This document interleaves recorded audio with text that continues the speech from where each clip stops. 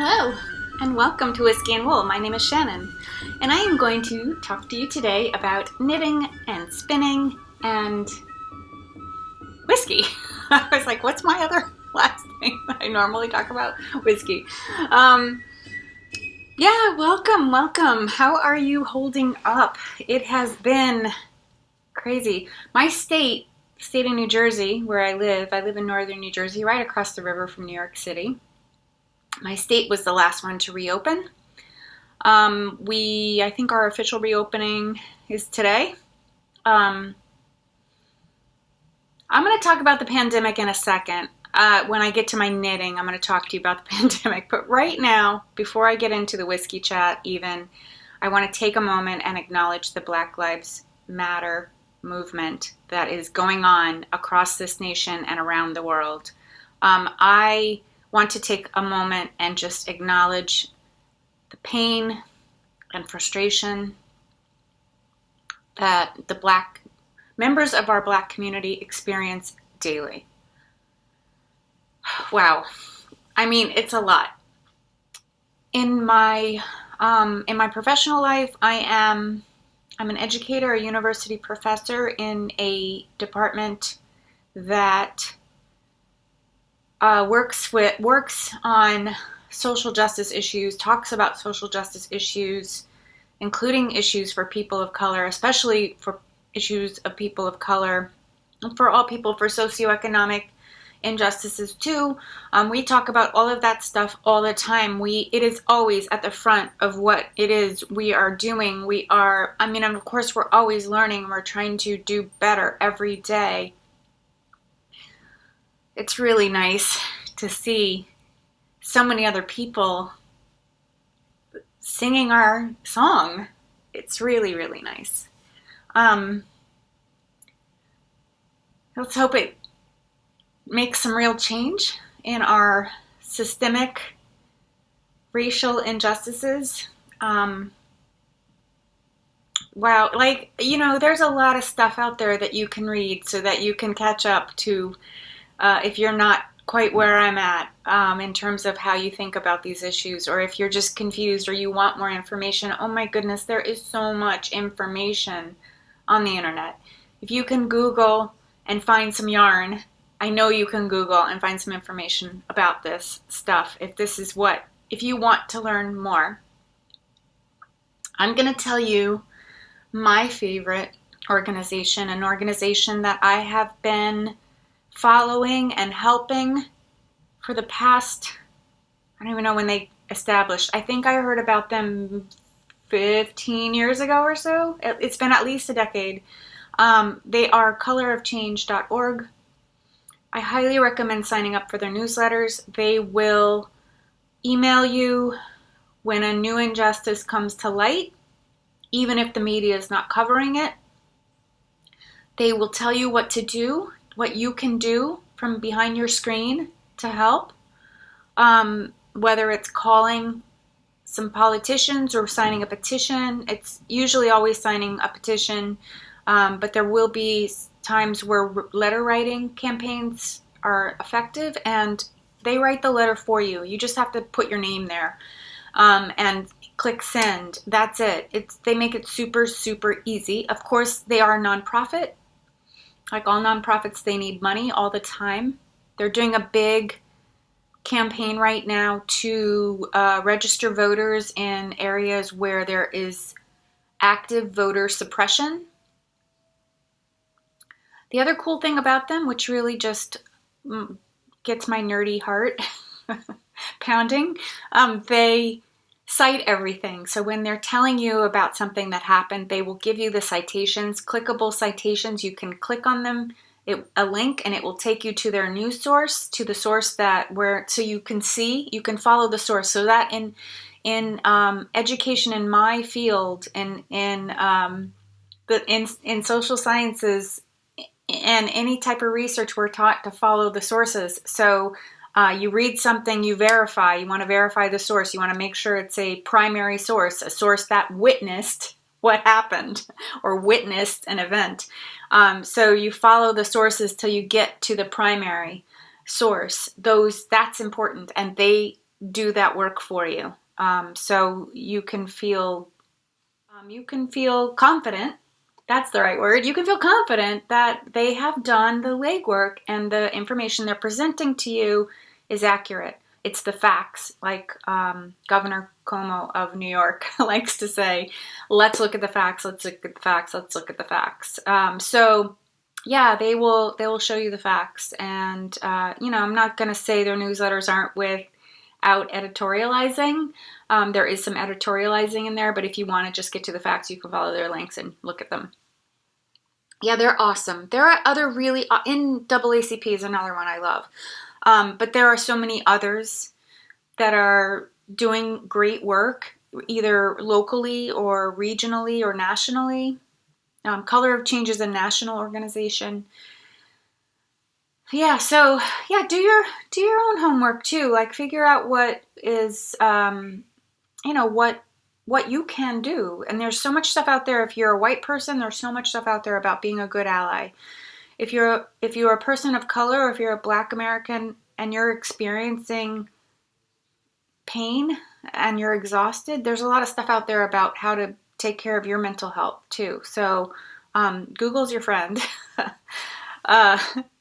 Something that happened this week that I noticed in media was when I opened Amazon Prime last night, this category popped up that I had never seen before, and it was about basically Black Lives Matter movement. It was a category of films and TV that were about the Black experience, about the history of racism, just super informative, like some documentaries, some fictional films, but that speak to the Black experience in the United States.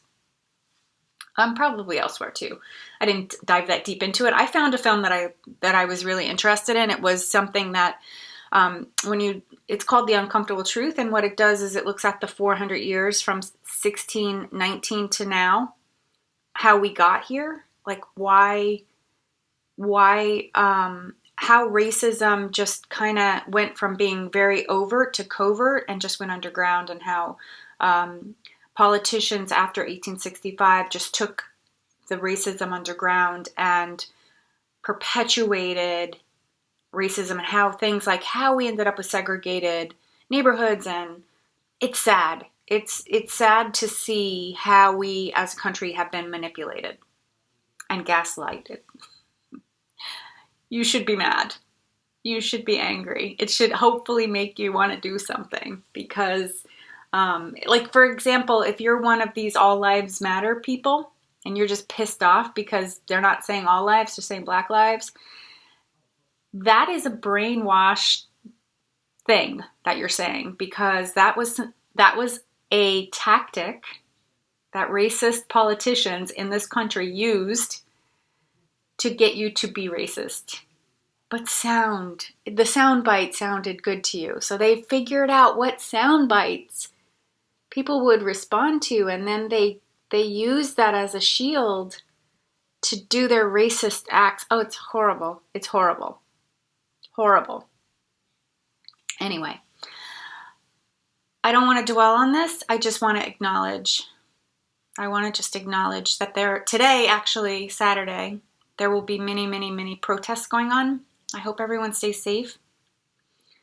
I am so grateful that people are out there protesting and doing, and I mean, and they're by and large young people. Kudos, man. I'm so proud of you. So proud of you. Okay. Yeah, so I just wanted to acknowledge that. I just wanted to be, I could not go right into knitting and talking about knitting and yarn and fiber arts, things that I love and things that really bring me joy. I just didn't want to talk about those things without first acknowledging the pain that some members of our community, many members of our community, are feeling today, and this week, and most of their lives, most of their adult lives, I suppose. Yeah, so there we go. All right, on to the whiskey chat. I am going to tell you where to skip to if you do not want to listen to me wax poetic about whiskey. But I will be sharing with you a whiskey that I am drinking later this day because it's still kind of morning here. I just finished an early, like brunch, I guess, kind of thing. So having my OJ in my crow cup. Game of Thrones crow. Anyway, all right. Enjoy the whiskey chat. See you soon. Hey. Today I'm going to talk to you about I think that it's Arran, Arran. I'm sure I'm saying that wrong, and someone from the region will correct me, but that is the tasting. This is another sampler from my Advent whiskey calendar. I'm like winding down on the bottles that I have left. So this is a pretty cool one. I was pretty excited to tell you about it once I took the time to figure out who they are. They are a fairly new distillery. They were established in 1995, so not that long ago. What did they say, 25 years? Is that 25 years? Yes, 25 years. So they're 25 years old. They were established by a man named Harold Curran. He was the senior director at Chivas, and he got it in his head that he could do better. So, and he was a big fan of the Isle of Arran. So the Isle of Arran is located right outside of Glasgow. In the sea, like of course it's an island, so it's in the sea. And apparently probably 100 years ago or more, it was the site of more than 50 illegal distilleries. I'm going to put a map on here, and if you go down to where the highlands and lowlands are dividing, and you see Campbelltown, a blue peninsula, just to the right of it, there's an orange sort of oval in the sea. That is the Isle of Arran. So that's where this distillery is located. It's located on the northern portion of it, off of a lake, a beautiful, beautiful lake. I will put a picture of the town and lake in here. In the picture on that sandy peninsula that you're seeing coming into the lake, that is the castle. The region is called, the lake is Loch Ranza. Put that on screen in case I'm pronouncing that wrong too. And the village is also called Loch Ranza. And far off, if that picture's still not up, I'll put it back up. But far off in the distance, there's a collection of white buildings, like beyond the lake. That is the distillery. So I'll put a picture in here. After you get a gander at that, I'll put a picture in here looking back the other way from the distillery so you can see what I mean about where the distillery is located. There are these really cool shaped buildings. So again, this is because it's a new build. They built it and they started the build in, they broke ground in 94. They chose the shape, which I actually really like. It reminds me of something, but I don't know what. Like, I'm not all up on all the architectural aspects of buildings and stuff, but it reminds me of something. It'll come to me. Okay, so what I am tasting today is their tenure. They have a number of regulars in their lineup. This is the least expensive one. It retails here in the States for about $50 for a bottle, and it's a nice, pretty golden amber color. They say that they make whiskey in the traditional way. So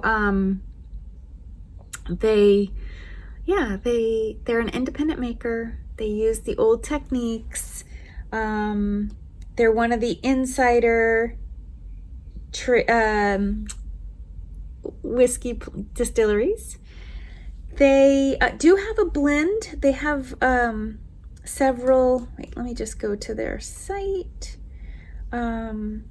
several different, like a 10-year, a 14-year, a 20-year, a couple blends, which look pretty interesting. I love the packaging that they have. I'm going to show you that right now. It's so clean. I mean, I guess there's something to be said about a newer distillery, like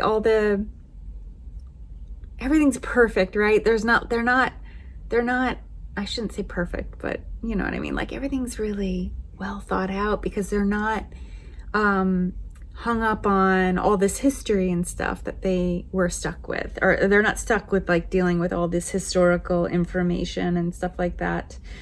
Their whiskey is aged in oak barrels, and they said that's where the color comes from the oak barrels. The oak barrels either held sherry or bourbon, just like most of the whiskey distilleries that we're seeing, or that we've tasted together. They yeah, I guess that's about it. They're not known as, so when people hear an island whiskey, they often think of that it's going to be peaty or smoky, because that's what you find. That's where you find the peaty and smoky whiskeys. This one is not smoky or peaty. They're not known for that. They say it tastes more like a true Highland whiskey, which I'm assuming they mean like the Speyside area that has a ton of distilleries. I don't know. I'm going to taste it, but I have a feeling it could be more like so the lowland whiskeys tend to have more grassy and citrusy flavors. They tend to be more herbal and stuff like that. I have a feeling that this could be like that, but let's see. Because the Highland whiskeys tend to have more of the caramel and vanilla and cakey tastes in them. So anyway, let me try it. Oh, you know what? Right, just from the smell, I can smell vanilla, berry, like those kind of flavors.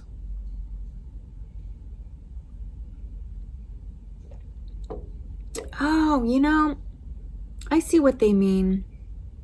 It kind of has, I want to say it's like a blend. Like I can taste some of those grassy.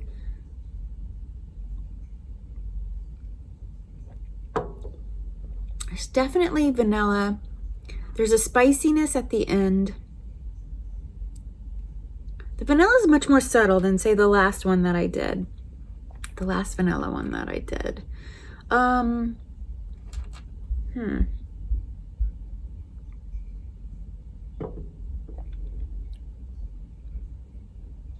It's really sweet. Like it has a sweetness to it. Let me see what my favorite has to say about it. All right. Here's what I should be tasting. Oh, they call the appearance warm gold, which I would agree. That's a pretty nice warm gold. Fresh herbs, biscuit, malt, grass, lemon. Okay, so I tasted a little grass.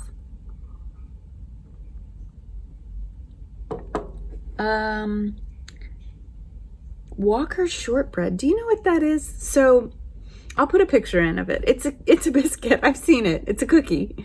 We would call it a cookie here in the US, so they're calling it shortbread. Walker's shortbread. I'm not sure I know what it tastes like really. Ooh, orange and lemon, green apple, marzipan. The finish is citron and malt. I definitely taste that. I almost want to say there's like some spice there though, like some cinnamon or some sort of bite.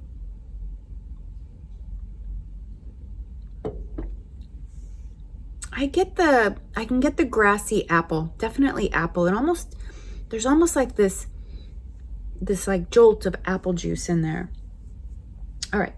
They themselves say this is what we should be tasting. Let's see. Initial rush of rich vanilla sweetness gives way to a touch of cinnamon, spice, which adds a spicy edge to the soft and sweet texture. The classic Arran citrus notes have rounded with age and revel new depths of character against a background of sweet oak. So remember, oak always kind of gives us this like cakey, buttery pastry flavor. So that's probably where that Walker's shortbread is coming in. That's an interesting way to characterize a whiskey. But anyway, I think that is all I can tell you about the Arran single malt Scotch whiskey from the Isle of Arran and the distillery called Loch Ranza Distillery. Ranza, I think. I don't know. You'll correct me.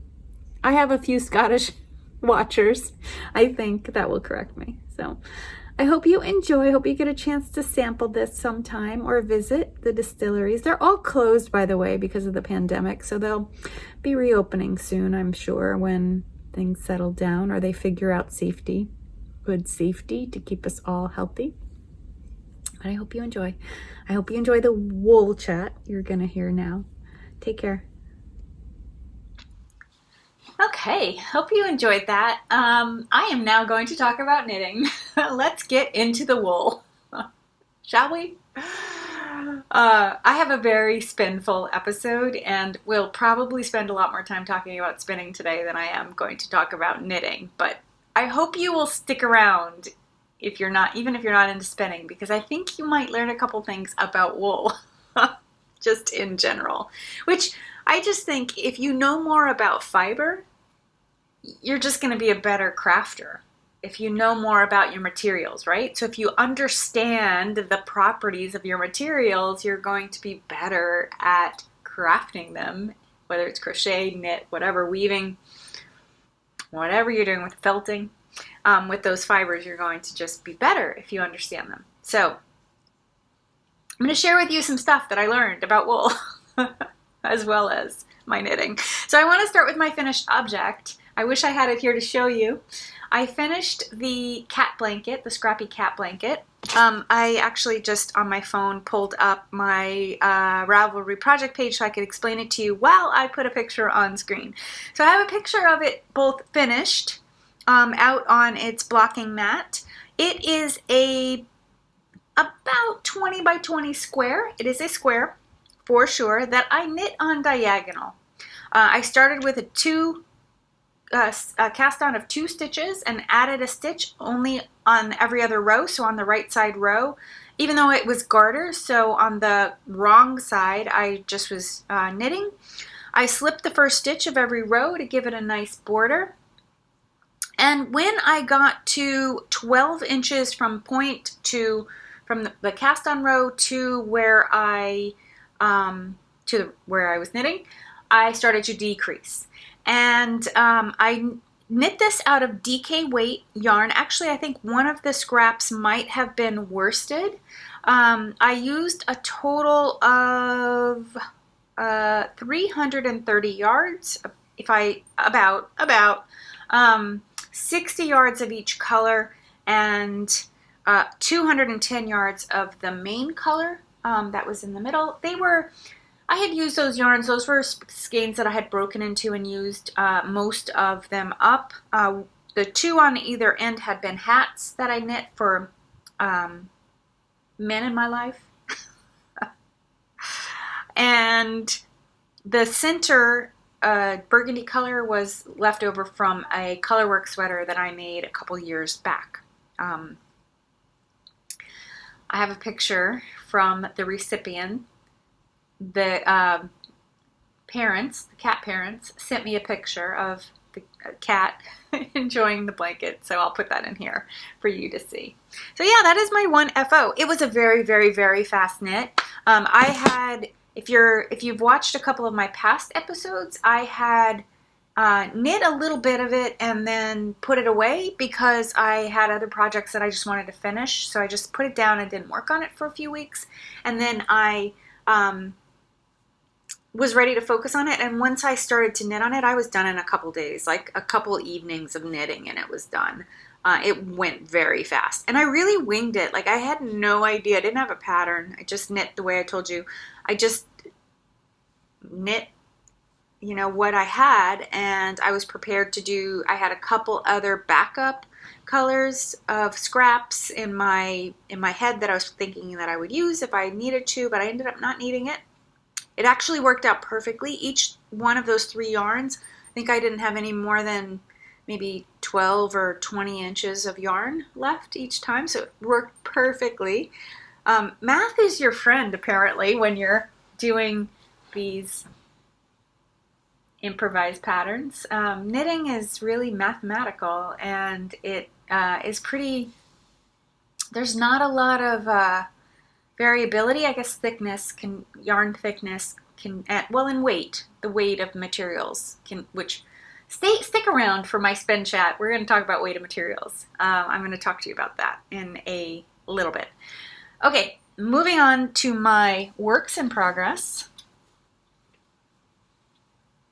I have made some progress on my Nell sweater by Erie Shimuzu, I believe is the way you pronounce it.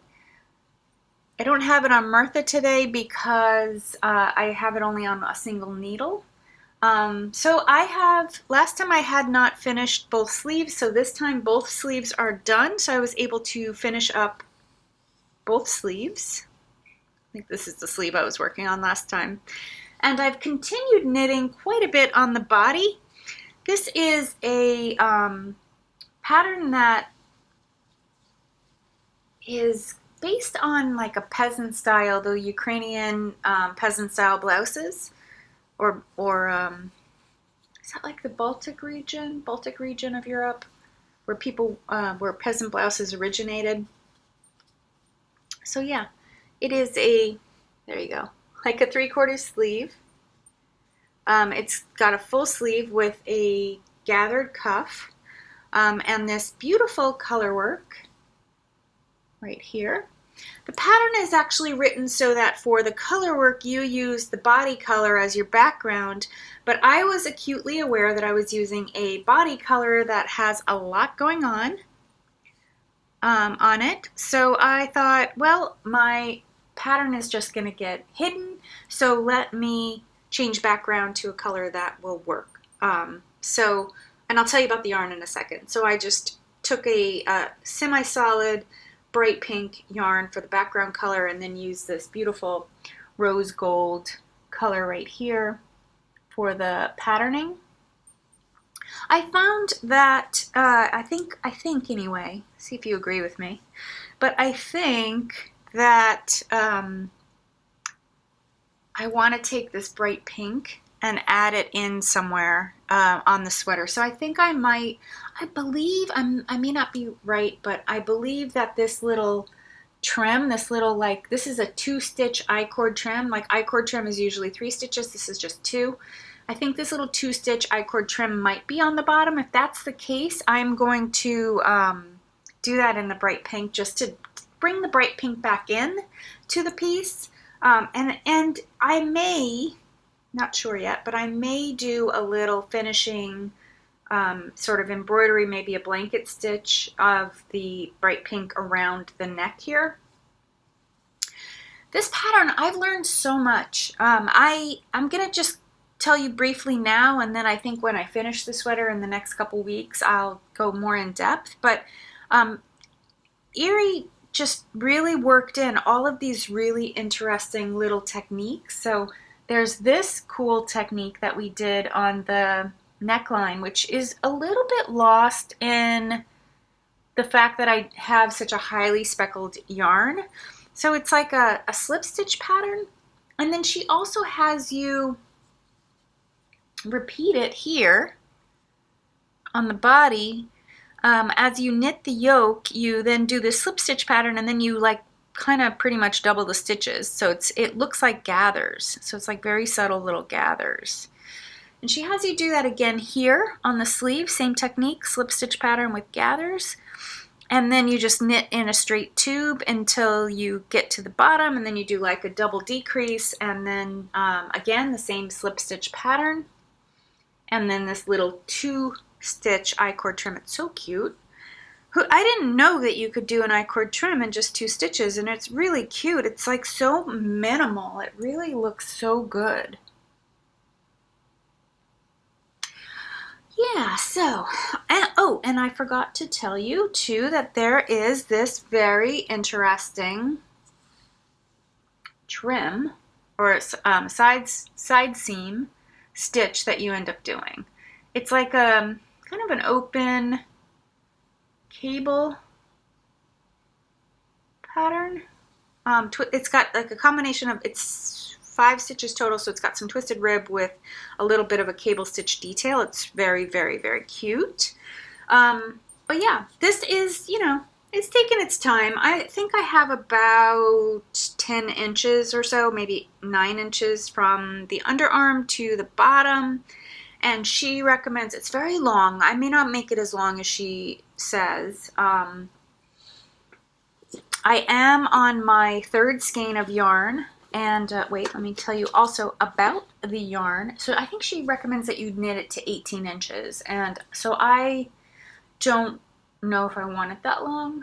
So I'm going to figure it out. I'm going to keep going. I know I want it at least 12 inches. So when I get to 12 inches, I'll probably try it on and see how it looks and see how much longer I want it. The yarn is from Cat Sandwich Fibers. All 3 colors are from Cat Sandwich Fibers.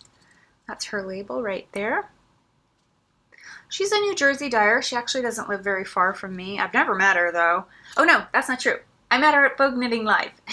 I met her husband there too. But I don't run into her. I mean, New Jersey is very dense, very densely populated. I'm knitting with the Trusty Base, what she calls her Trusty Base, which is 75-25 superwash nylon in the colorway Princess Bonnibel. I am not alternating skeins. I decided that this pattern lends itself to the pooling,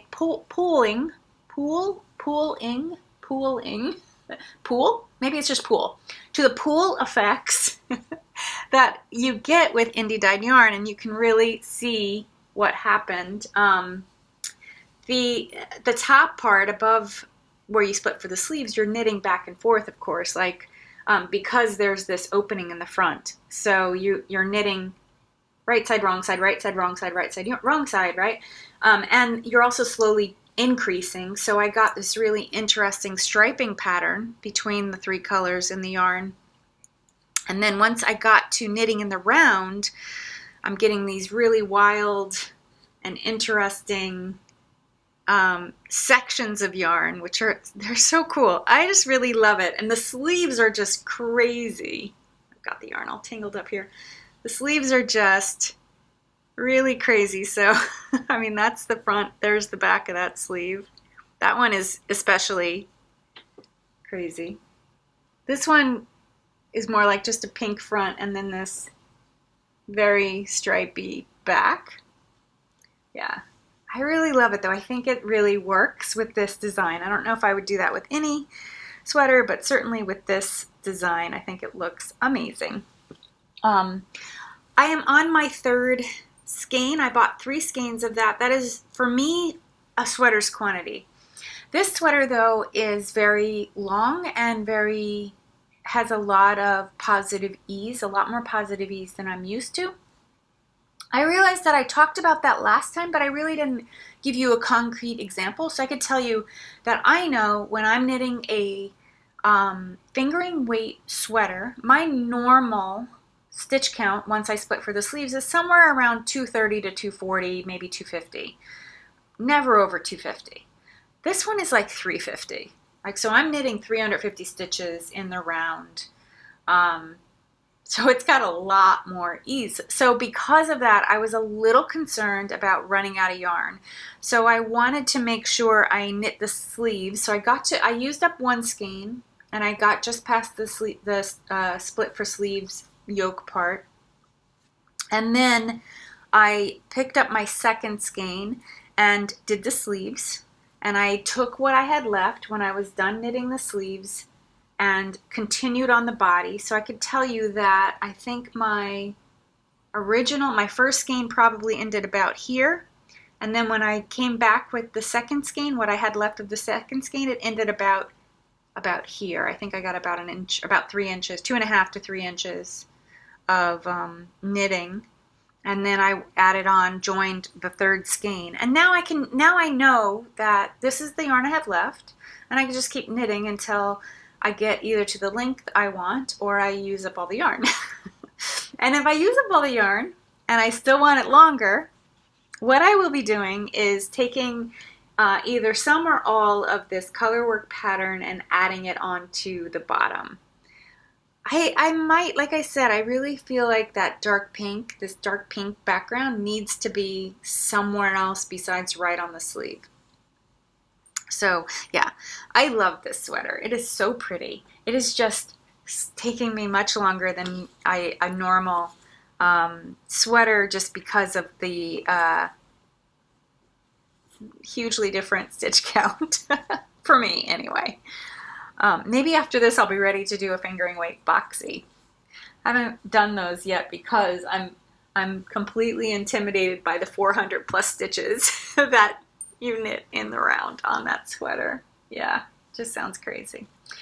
But I guess if you're knitting something that you're going to wear all the time, it's probably worth it. And that is one of my whips in progress. I have made progress on 2 other things, and I have a new cast on. So I'm going to skip over to what Martha is wearing. I'm probably going to take it off of her so you can see it better. Yeah, I think I will. This is the Pink Velvet by Andrea Mowry.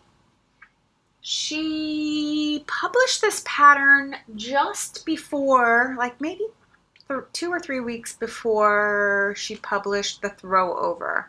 It was probably published in like February, because I want to say that or maybe into January. The Throw Over was published early March. Yeah, she's a machine, man. Like I mean, she just cranks out the most gorgeous patterns. Everybody wants to knit them. Anyway, I knit the Throw Over, finished it, and I was watching the story of me doing this one, Pink Velvet, is that I was watching Dunder Knit, and she talked about this pattern. Someone had brought it to her attention in her feed, and she said that she really loved the idea of doing a suri alpaca on a fingering weight sweater, using suri alpaca as the yoke. And I was like, wow, that's really cool. And then as I was thinking about it, I was like, oh my God, I think I have the yarn for that. And as I was listening to her, I just couldn't stop thinking about the yarn that I thought would work. So I paused her and came over here where I'm sitting right in front of my yarn stash. I came over here by my yarn stash and pulled out what I thought was some good combos. And it turned out, yes, I had the yarn in my stash. So I put it aside to cake and swatch and see if it worked. And yeah, I was super happy with it. And I went ahead and cast it on. And this has been because I do have a bit of a plan for my knitting year, for this year, for my knitting. I pinned out a plan, and you can hear about my plan if you go back to my first episode of January where I talk about my plan. I pinned out a plan of what I wanted to knit based on my stash, and I was really looking to embrace the idea of stash down because I have collected numerous sweater quantities. So I wanted to use what I had in my stash rather than adding to it. And I also was aware that I'm feeling more accomplished as a spinner, and that I want to create sweaters out of my hand spun. I don't want to make hand spun and then hoard it. So I had consciously made some purchases of fiber that I know will be hand spun quantities, and more about that when we get to spinning. Because I've been surprised. Yeah, so yeah, embracing that ethos of stash down and trying really hard not to buy yarn unless it's very purposeful. So not buying yarn to stash, buying yarn for a purpose. Like I am buying this yarn to knit this sweater and then casting on in a pretty reasonable amount of time. Long-winded way of saying this was in my stash and I went ahead and cast it on. So let me tell you about the yarn. Do I have the ball bands? No. Okay, so let me start with actually they're right here. They are right here, yeah. So the base color here is, is a dark forest green. I think you can see it's almost black, but it is spectacular. And it is called Squidding Pasta by the Little Gray Sheep. It is part of their Stein wool, fine wool. I think they just go by Gray Sheep now, the Gray Sheep without little. They're British Stein fine wool. I think they're in the Hampshire region. Oh, no, Yorkshire. Hang on. Farm on the Surrey, Hampshire borders. I was right. And then it is spun, washed in Yorkshire and spun by John Arbin in Devon. So it's like a multi-regional but British wool. It's really nice. I have gotten through, as I said, through the color work. And yeah, so that's what you're seeing here. Completed color work. That is the entire pattern in the Surrey. And I'm like maybe 3 rows into, I have to knit the border, the color work border. I think I need about another 2 or so inches to get the length that I need. And then I can split for the sleeves and continue. But it is just stockinette in the round for the entire rest of the sweater, aside from the ribbing borders at the bottom of the sleeves and the trim. The sweater, as you've seen, probably I put a picture in, is cropped, but I probably won't make it that cropped. Like Martha is my model. She is basically me in a mannequin form. She's my measurements. So her waist is right there. Her natural waist is right there, which is right about where mine is. You can see that white tape. I don't want to, I think the pattern is knit, so it's just past your natural waist. That's a little too short for me. It makes me feel subconscious about my belly. So I will knit a few inches below that. I usually go to high hip, which on Martha would be right about here, which means generally about 12 inches or so, 10 to 12 inches long from the underarm, I think. Yeah, I think that makes sense. Yeah, so that is the body yarn. The beautiful Surrey alpaca I'm using is Qing fiber in the colorway Aurora. I bought it from Stephen and Penelope. Yeah, it says Euro on there. It's melted baby Surrey. The pattern is written for Qing fiber, both single ply and the Surrey. I don't have very much single ply on hand, so, but I did have this, and it was a sweater's quantity. This beautiful squid ink pasta, dark green. I just love it. I love this combo. I'm so thrilled with the way this combo looks. Oh my gosh, and I think I dropped a stitch.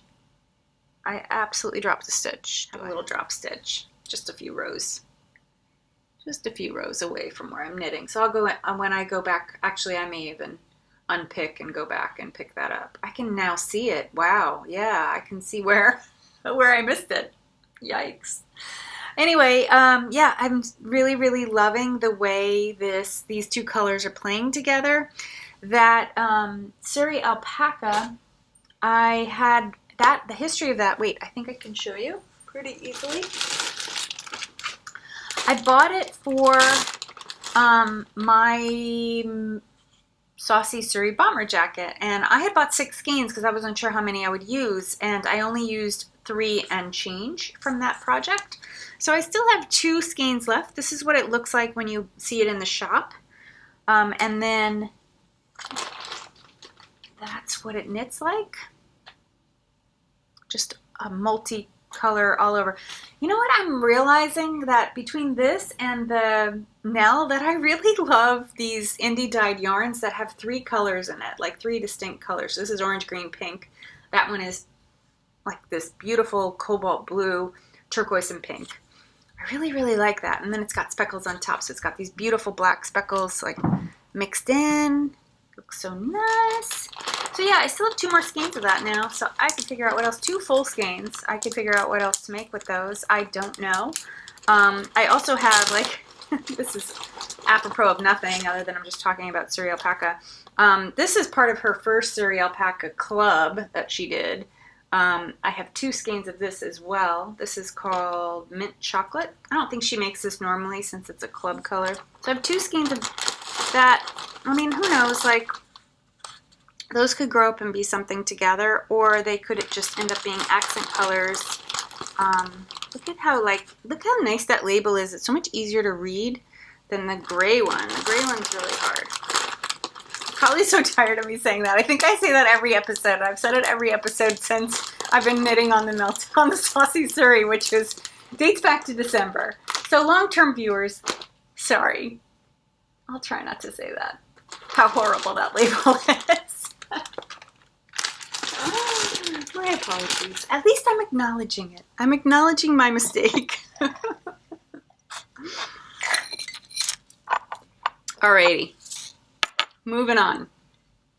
I also made some progress in my Rye Layering Tee, which is living in my very cute, tiny little Hohi & Co.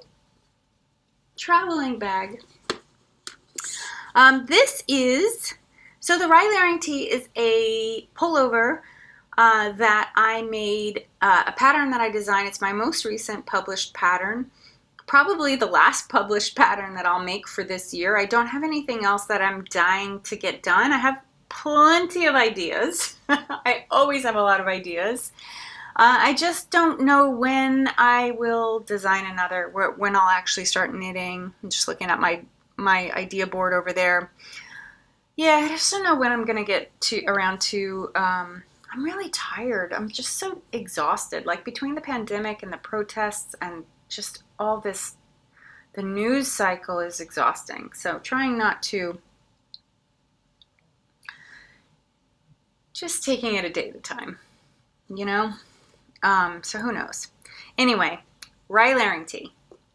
I decided that after making 2 of them for myself, that I wanted to make a couple sleeveless or short sleeve versions. So I bought some yarn. I did buy some yarn to make, it's a sport weight pattern, to make a sleeveless version. So oh my goodness, I love this color. It is so pretty. This is not yarn. This is not a yarn color that I would have bought myself. But I did buy it. I just bought it. It was a mystery color. But I do really, really love it. It's so wearable. It's such a wearable, beautiful, like chocolatey, like it reminds me of like fudge sauce that you put on vanilla ice cream. Like it's just so pretty. Just a great neutral. But yeah, so I have got to the point where I split for the non-sleeves. Like I'm in the body. I've done all the shaping of the top and bottom. Or sorry, front and back. Top and bottom, front and back. 2 sides, same coin. Yeah, and this is a crew neck version. I think when I'm done with this skein, which I'm probably about 2/3 of the way through it, when I'm done with this, maybe half of the way through it, I have 1 more skein. I'm gonna come back and knit the neck trim. I'm not gonna do sleeve trim yet because I may want to put on just a little bit of a cap sleeve, like a short sleeve, like, yeah, not as long as this, but like half as long maybe. So like a cap sleeve. And what I'm going to do that, the pattern is not written for that. The pattern just says knit the sleeve as long as you want. But if you do want to if you want the pattern and you want to do the short sleeve, just knit the sleeve to as long as you want. Like literally you're going to be shaping the cap. This is a set and sleeve pattern. So you could see that shape, right? That J shape. So it's got a J-shaped armhole, which means it's a set and sleeve. And this shoulder line should sit right at your shoulder, like right. So Martha has a bit of an arm on there, but it should sit like right here. Right there. Like, so this sleeve is a little off my shoulder. My shoulder line is actually right here. So it should come across right there.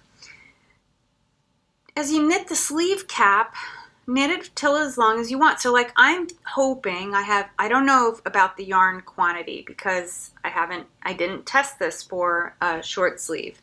And every yarn quantity kind of knits a little different too. So these are, I'll tell you about the yarn in a sec. I didn't forget. I'm just going to knit the cap till it's here, and then when I reach the length that I want, if I still have stitches around here and I haven't knit anything down here in this lower U part down here, I'm just going to knit around, finish the round, wherever it is, whether it's here or here or here, wherever it is, and knit all the way around 1 row and bind off, and it'll be done. Sorry, I dropped my yarn. So the yarn, the beautiful yarn, is Sweet Sparrow Fibre. She's also a New Jersey dyer. She used to live not too far from me, and she's moved out to the countryside of New Jersey. I think she lives near PA now. So Sweet Sparrow Fibre, she had a mystery yarn giveaway where with her sport base, which is called Robin, it's an 80-20 blend.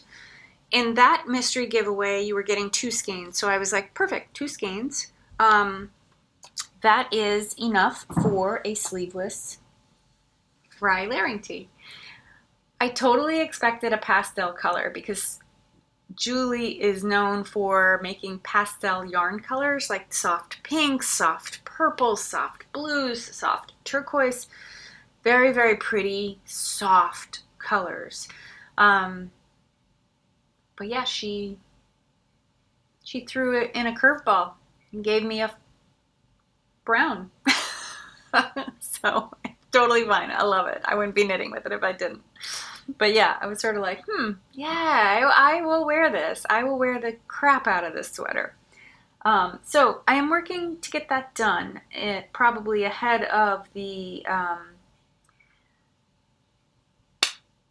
went right out of my head. This. Pink velvet. Ahead of the pink velvet. I'm working to get that one done because it's wear now. And also the Nell is wear now. The Nell will be good for me when I'm on Zoom calls with work because I'm inside. It's cool with the air conditioning on and stuff. So, and it'll look nice. Like I actually have worn lately, the past couple weeks, I've worn my stone crop cardi. It looks so nice. Like it just like instantly makes me look dressed up, like as opposed to like, because I'm usually just lounging around in a t-shirt like this. So I can put that on, button it up a little bit. They only see the gray and they see the patterning and it just looks great. It makes me look a little more dressed up. Okay. Going overly long here. I have one new cast on that I want to show you.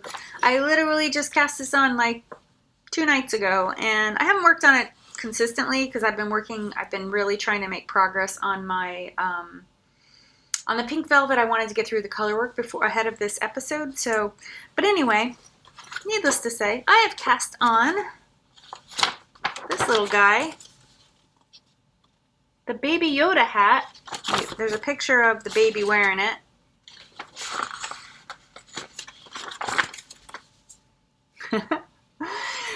At the request of my son and daughter-in-law, they want a Baby Yoda hat. They weren't telling me that they wanted me to knit one. They just said they wanted one, and I said, I'm pretty sure there's a knit pattern out there or 2 for it. So I cast this on a couple days ago. I bought this as a kit from the Thecraftyjackalope. You get the pattern. It is both the Baby Yoda hat and Princess Leia hat. And she also gives you the yarn. So it's this DK weight superwash merino from Estelle Yarns. I've never heard of them. It sounds like a commercial yarn. The skein is, does it say how many yards? 125 meters, 50 gram skein of this perfect swamp green color. And here's where I'm at with it. I have, let's see, this is the front. Where's my, my stitch marker is the back. This is how far I am on it. It's quite tiny. Wait, front, there's the front. See the shaping, the slip stitch, you do this like slip stitch. It is mostly knit purl on the wrong side and reverse stockinette, so you're knitting it on the wrong side. I suppose you could decide to flip it and knit it on inside out if you preferred knit to purling. I don't mind purling. I'm an English knitter, English style knitter. I don't mind purling. I'm pretty much as fast purling as I am knitting. What slows me down actually is switching, like the way you do in a rib, and switching from knit to purl, knit to purl, knit to purl. But I can purl as fast as I can knit pretty much. One of the reasons why I have not been inspired to switch to continental, because I am more skillful with my purl stitching. Continental I could see would be faster knitting, but I don't know. Purling and continental style is so awkward. Nevertheless, yes. So I'm about halfway done with this little baby hat. I've got another section, another row, because you're doing some knit rows in between. So I think I have one more section of knit rows that I'm working on now, and then I just do this. I finish the crown. I think it's like, imagine like it's this big or so. So I'll do about, I don't know, that much of a crown, and then decreasing, and it's done. And oh, and then the ears, and then you knit the ears. So yeah, so that's been fun to work on. I don't usually do costume-ish things, so it's cool though to see how someone imagined how to conceived, like how to knit this character, how to recreate this character by knitting. So I expect to have that done in a couple of days, and then I'll send it off. I sent off my, if you have watched me for a while, I have knit now a baby blanket for the new baby coming. Oh, sorry, if you're a new viewer, my son and daughter-in-law are expecting. They're due in October. We just found out it's a girl too, so that's news. She's going to be Baby Yoda though for pictures, I guess. For some pictures. Maybe I'll make a Princess Leia hat for when she gets a little older, because all babies kind of look the same. They're sort of gender non-specific.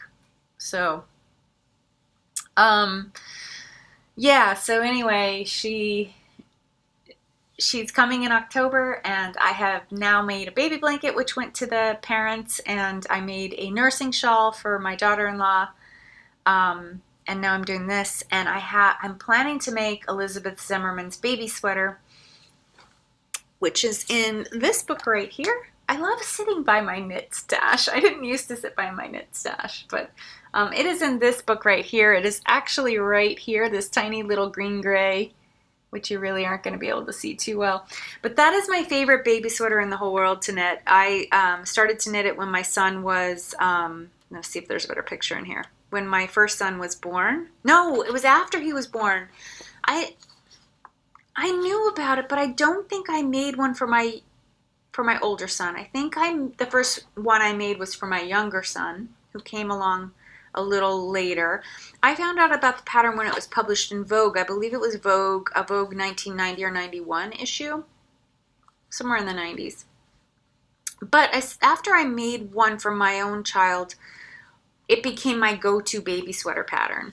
So I used it to make baby sweaters for anybody who was expecting a baby. It's such a pretty pattern and knits very, very fast. So yeah, so I'm going to make at least one for this baby, if not more. I've realized that the pattern is really written for DK weight, not fingering weight, which is the majority of what the yarn I have is fingering weight. So I think I am going to spin a DK weight yarn. Right now I'm spinning, oh, I can move to spinning now. I'm done with knitting. Right now I am spinning a sport weight, which I know something I am planning to have come out as a sport weight. Of course you never know, because your hands are not a machine and your body is not a machine. And though I seem to consistently spin fingering weight unless the fiber just isn't letting me get there.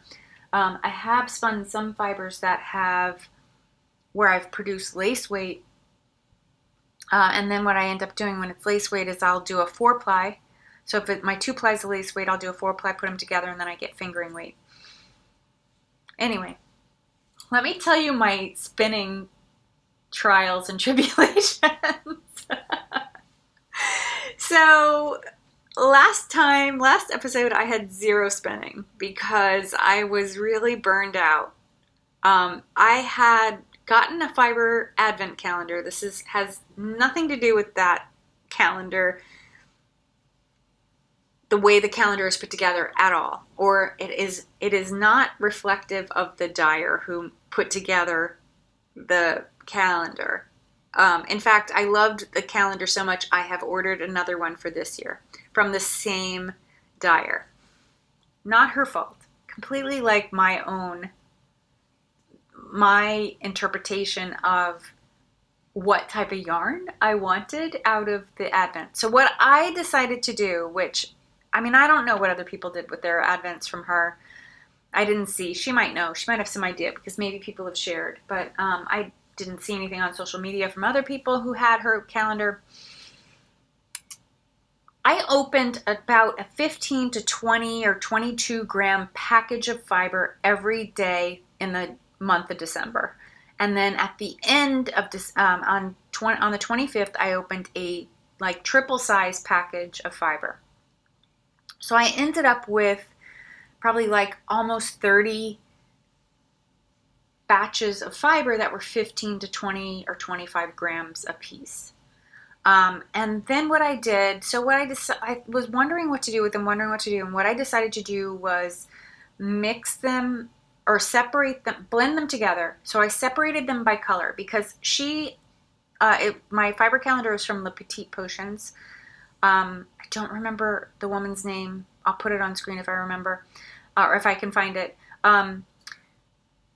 That dyer had picked the theme mythical creatures for last year. She has a new theme this year, which I'll share with you in December when I get it.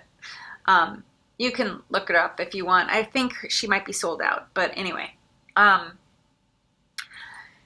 Mythical creatures. So it turned out when I took a step back and looked at all the fiber that I got from her, there was a lot of these sort of mermaid colors, like purple, green, blue. A lot of purple, green, blue, which I love. So I was happy about that.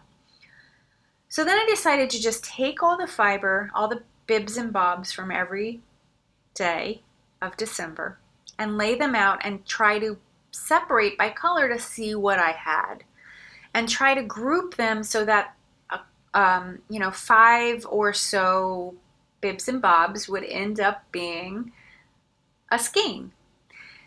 So I came up with 5 different color groupings and I spun 6 skeins. I think it was 6 skeins. I'm going to double check. I'm actually going to share with you the picture of all of them. 1, 2, 3. Oh, it actually was 7 skeins because at the last day the 25th day was not a bunch of pieces. It was a solid braid. So like a full braid like this of 100 grams of one color. It wasn't this. This is something else. So I ended up with 7 skeins of yarn that were about 100 grams each. So it was a lot. It's a lot of yardage. A lot of yardage. So something happened. I had done a sweater's quantity of some yarn that I got in between doing this fiber calendar. So the fiber in the fiber calendar was every day I was opening different blends. So it wasn't like every day I was opening merino and it was just a different color. Every day I was opening a different type of wool or a different blend. So there was maybe like a merino silk, and then the next day it was like Falkland and Angelina, and the next day it was like, I don't know, it was like all different. A lot of different skeins of yarn, like a lot of different types of fiber. So when I'm making the yarn, I'm spinning this, I'm blending the fiber as I'm making the yarn. And that's challenging. So that is a challenging spin. Now, mind you, I've only been spinning a little over a year. I learned how to spin in May 2019. So I am not a very advanced spinner. I can make yarn, but I don't know everything there is to know about spinning. I have a lot of books about it. I've been reading a lot about it. And anyway, I was spinning on this other yarn that was also a blend. It was mohair. It was a lot of mohair. So one of the skeins that I had done for the advent calendar that I did a while back, I think it was the red one. Yeah, it was the red blend. Had a lot of mohair in it, and it was exhausting, like mixing that mohair is very slippery. So it was very exhausting mixing that mohair in with the wool. And then silk is also very slippery, and bamboo is very slippery. So there were a lot of slippery fibers, and I got frustrated and took a break from spinning because I was a little frustrated. But I decided to dive back in after last week, after my last episode, and try to finish up the skeins. So this is my green skein. This is the one that was mostly green and blue. I've spun it out of my advent calendar bibs and bobs. And these are, so I think it's actually 5. Yeah, so these are the 5 mythical creatures right here. Like 5. So this is like typical. So this is Kelpie, and which is a water horse, so to speak. And this particular blob of fiber was Wensleydale, Rambouillet, BFL, Silk, and Merino. If you want to see, I have vlogs through December. If you want to see, I don't know what day I opened this because they weren't labeled. Well, this isn't labeled by day, this picture, but the packages were labeled by day. This is another one. This is Nessie. To give you an idea, this was BFL, Bamboo, and Angelina. Yeah, and the prep also was different. So like this one, Niffler, which was Rambouillet, Silk, and Angelina. This was a Rolog, which is like a cigar. So it's like not like this. So this is comb top, or probably roving actually. So this is comb top that's been made into a braid, but this is like the texture. This is, so as I'm spinning, I'd be pulling out of here, you know, to spin. A Rolog is fiber that isn't straight like this. It's curled into a circle. Curled into a circle, kind of like that. And then it's a long tube. And so that creates more woolen, like a more woolen spun, because you're pulling out of this tube, so the fiber's going around like this, but you're pulling like this, so the fiber's being crushed, so to speak, like folding back on itself as it goes into the yarn and as it goes into the spin. Where this prep, all the fibers are laying straight, and the yarn is more likely to be smooth or worsted spun, which means the fibers are all going in the same direction. Woolen means they're like crisscrossing all over each other. Anyway, this skein here, this beautiful green skein, is from a mixture of, it felted a little bit in the wash. This is about 75 grams. It was supposed to be close to 100. I had trouble with it though. And so part of the trouble that I was having with it was that my spinning wheel, one of the tension cords was fraying. So I replaced it. And the tension cord that had been on it, I don't know if the woman, I bought my spinning wheel used, so I don't know if the woman who owned it before me put that cord on there or if it came with that cord, but the cord was cotton and it was fraying from you know, the looping over gears and stuff. So I needed to replace it. So I bought some nylon, some waxed nylon cording that was the right size and attached that.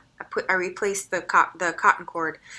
And that seemed to, either that was the problem or it was the prep. I think that there's something to the fact that I was struggling, something that had to do with the cord itself. Like I think the way I attached it, it was much firmer than that. So nylon cord would be much firmer than cotton.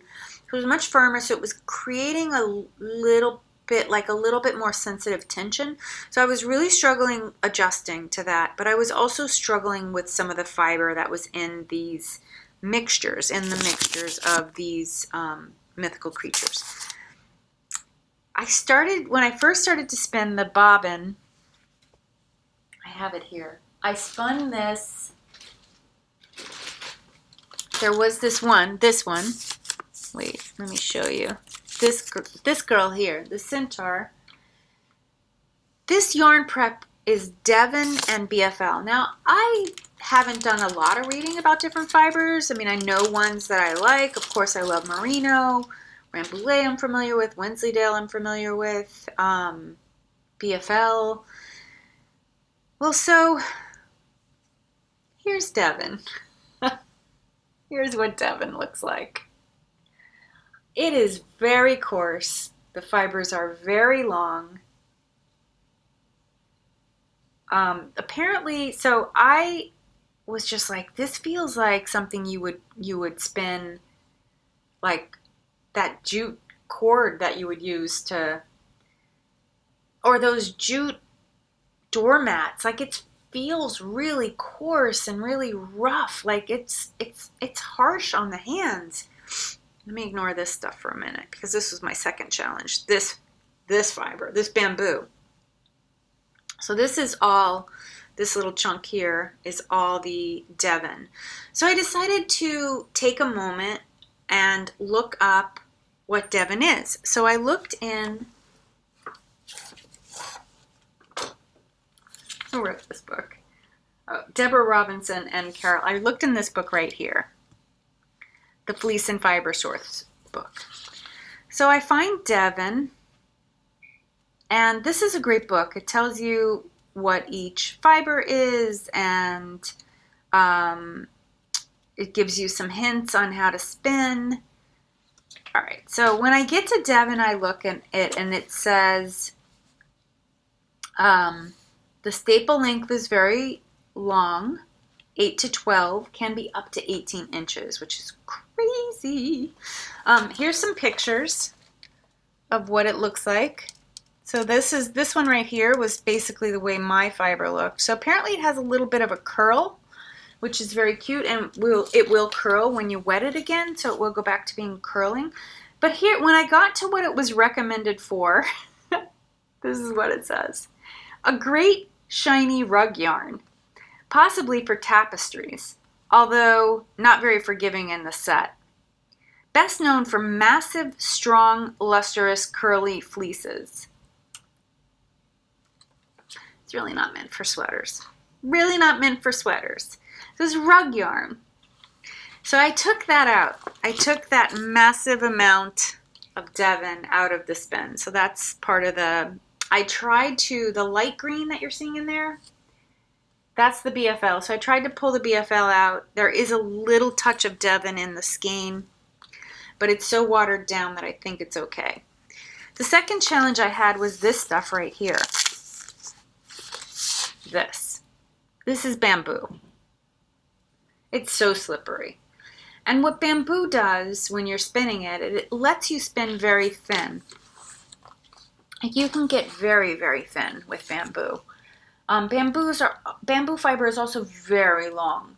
So it was very hard once I got into a stretch of bamboo to mix, because I was trying to do a combo draft where you're taking a bunch of fibers and you're holding them together in your hand, and then you're pulling, you're going across and then going back across. So you're pulling from each one over and over, like this one, this one, this one, this one. Now this one, this one, this one, this one, this one, this one, this one. So you're doing a nice blend.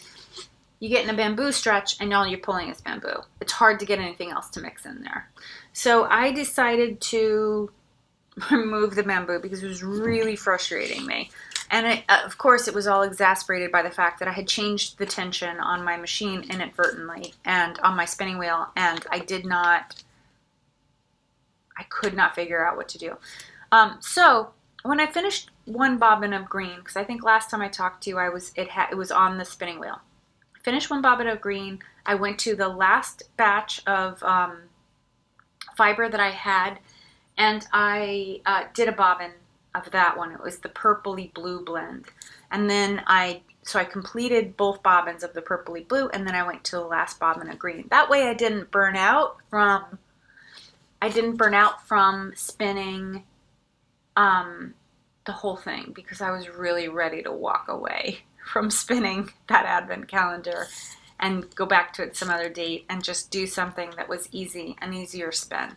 Doing the purple really let me figure out how to get the tension right with the new cord on the new tension cord on the spinning wheel. So I was really happy that I realized that. Hope that doesn't fall because it will make a big noise. It's not where it goes, but I just don't want to fiddle with putting it away. Yeah, so I finished the last skein, which is this beautiful purple. This was much easier to spin than the green. It didn't have as much of those problematic fibers in it. It had some bamboo, which I took out. I just was over it, over spinning bamboo. So now I know if there's a significant amount of bamboo, I really, really don't care about that. I'm going to just take it out. Because I'm the boss of me, not the person who put the fiber together. Yeah, not a fan. Just not a fan. Here are some of the creatures. There was Manticore, which was 100% Corriedale. Jackalope, which was merino. Banana silk. Banana silk came right out too. That's also a silky yarn made out of banana. No. BFL and regular silk, which regular silk is great. I didn't have any trouble with that. This was Falkland. This one, Cheshire Cat, was Massam, Cordell, Bamboo, Rambouillet, and some glitz. And then finally, Dragon, which was Rambouillet, Merino, Rose, another plant fiber, Silk, Bamboo, and Milk Protein, also not fun to spin. Those silky yarns or fibers, not fun, really.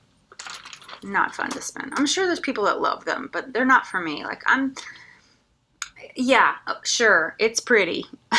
Let me see. Like, see that yellow? That yellow is one of those silky plant fibers. And this over here, this like white, those white stretches, those are those silky fibers. I mean, look, it's a pretty color. And the two colors together look pretty nice. And I pulled the other blue out because I think these three make a nice, that could be a nice gradient. Maybe it should be more like that, or like that even. Wait. Yeah, so these are all from the Advent Spin. They're really pretty. I mean, they look a lot like, I guess, the Spin Cycle yarns a bit. So they're individual skeins. I could put them together in one project. So besides these three, I have 4 other skeins. I've got 2 skeins of red because the red ended up being a huge quantity. And I've got the very subtle pink green, which can now be a baby girl sweater. And I have, what's the other one? The 2 reds, these 3. There's a 7th one. Oh, it's like a grave pastel-y one. It was like kind of a mixture. It reminded me of Cadbury eggs. I was spinning it right around Easter time, so it's like pale yellow, pale blue, pale turquoise in it. It's very pretty. That would also make a great baby sweater. But before I use some thinner hand spun in that baby sweater, I want to try what the pattern calls for, which is a DK weight. So yeah, I have these done. Yay! I'm so glad the Fibre calendar. The Fibre calendar spin is over. Very, very happy about that. I never have to spin Devon again. Really not interested in spinning. I never have to spin bamboo or rose or banana silk again either. Ever. I mean, little bits, sure, but not huge amounts. I did spin one other batch of fiber this week, which is this right here. I am in love with it. I bought 1 braid of this from Kim Dye's Yarn. It is her colorway Springwood, but it really reminds me of like Seashore or the surf. It's this beautiful, like, there's this pale gold that looks like sand and then these shades of turquoise and blue. It is so pretty and so big. Here's what I've learned about Kim. First of all, I adore her. She gets me. She will tell me that what I want, and she's always right. She will say, "These are your colors. These are what you want." I love her, and the dyeing is perfect. It's so beautiful. That's what you were looking at here. This is my neck spin, actually. This is this beautiful color called Ocean Cave. So this is like a dark blue with bits of that gold in there. It's gold. Very, very, very pretty. I had purchased this a while ago. This was from the Maryland Sheep and Wool Festival. So I purchased that then. I had purchased one braid of this, one braid of that, and then 3 braids of this other color called Good Days, which I have here somewhere, because this is what is on my spinning wheel right now. I told you I'd have a lot of spinning. So this is the color Good Days. This is what I bought, what I thought I bought a sweater's quantity of, but now I'm realizing that, and these are 1 fiber. So this one is Targhee, 100% Targhee. And these 2, this one in the blue, Ocean Cave, these are 100% Falkland. It was a 4-ounce braid, but I got 622 yards. So this is already half a sweater's quantity. I am going to, before I publish this, I will have gone to her shop and picked up a second braid of this so that I have a sweater's quantity, because this is right up my alley color-wise, just like Kim said. And I'm sorry I didn't buy a sweater's quantity, but I actually am glad I didn't buy 3 braids, because it turns out 2 braids is going to be a sweater's quantity for me.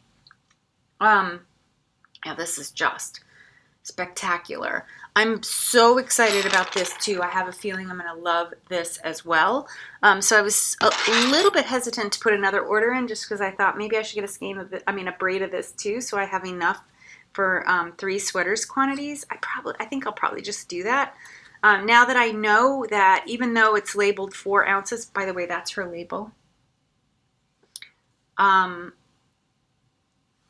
I'm going to get about 600 yards. And I checked it. It is fingering weight, because I was concerned when the yardage added up that it was going to be lace weight, but I double checked the wraps per inch and it is absolutely fingering weight. So, yeah.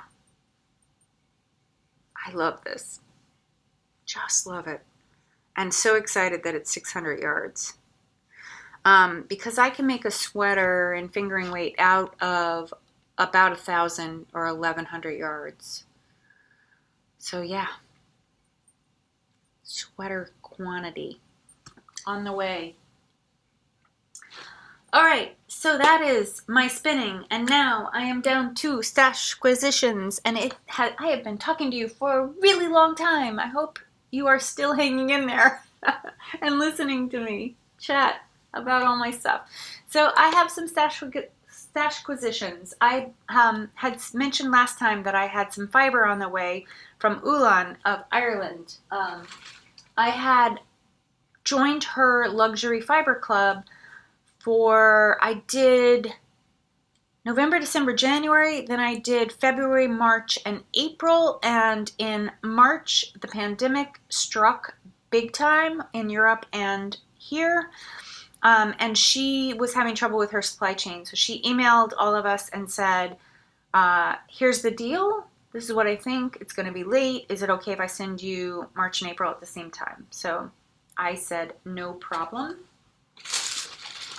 So I got 2 braids in the mail this past week of Olann. That's her label. Olann. I think O-L is oo, like ooh. A fiber braid. So let me see what I can tell you about this fiber. She wrote it on here. 125 gram braids. So that's a pretty significant amount. Out of Shetland, Cordell, and Sea-Cell. So my assumption is that Sea-Cell, that white will be Sea-Cell. So that'll be very, very nice. A nice neutral with a little bit of a sheen and some pops of red and purple. Very pretty. And then the second braid I got, similar colors but very different fiber. So it's much smaller which speaks to that idea of density in fiber.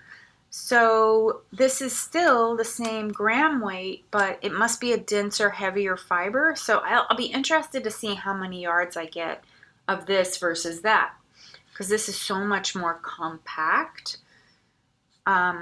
This is a Gotland blend. So it's gray Gotland, Teeswater, Ramie, which is a plant-based fiber, and gray baby alpaca. So this is a very gray braid. It's not all that different in color from the other one. I mean, sitting next to each other, they look very similar, but look at the size difference. I mean, I'm not holding them perfectly, but I think you can see. This one has more orange in it. This is a little bit more grayed, more muted. There's pops of that bright pink in there. So these will be interesting to spin. I've yet to spin, so these are now I've got 6 months worth of Fiber Club from her, and I've yet to spin any of it. I just have been busy with other spin projects, but I am not going to, I'm not going to buy any more fiber or yarn unless I have something specific in mind. So no more. I do have some, I bought a year-long subscription from Stitch Together Studio, and I think I'm getting a box at some point this month from her for her June summer solstice color way. I don't know what it'll look like. Who knows? But I have a lot of fiber in my stash to spin. So I think I'm good. I think I'm in good shape.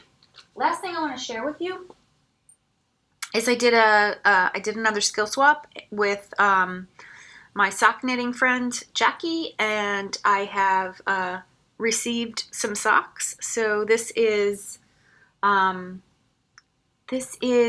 Lavender Loon colorway blueberry something. I'll put it on screen, and the mini is, I believe it's Asylum Fiber. I can't remember. Just a mini skein I had on hand. I also got I really, really love these. Like, Jackie was worried that these would be a little too fragile, but honestly, like, this is the kind of wool sock that I love. It's so squishy and nice. I'm interested to see how they end up wearing. This is from White Barn Farms in upstate New York. I bought the skein at Vogue Knitting Live. I knew it was sock yarn. She told me that they would make a very cute micro stripe, which you can see here. I think the colorway might be like coral or something. But there's like this natural sheepy color. I do not remember the content of this wool, but it feels so good. I think I'm going to love them. Really, really awesome. So yeah. I got some socks back in exchange for some spinning fiber that I sent her, some hand spun skeins that I sent Jackie. And she's got more that she's working on. There will be more on the way, so I will share those as I receive them from her. And that is the end of my episode. Thank you if you stuck around all this time, or maybe you left and came back. That's fine too. I hope you enjoyed this episode. I hope you're staying safe, and I hope you're getting out there and you're doing what's best for you and for society and your community, and that your fiber is keeping you happy and relaxed, and that you're enjoying it, and that maybe you got some ideas about what to do and some thoughts about what to do from watching this. So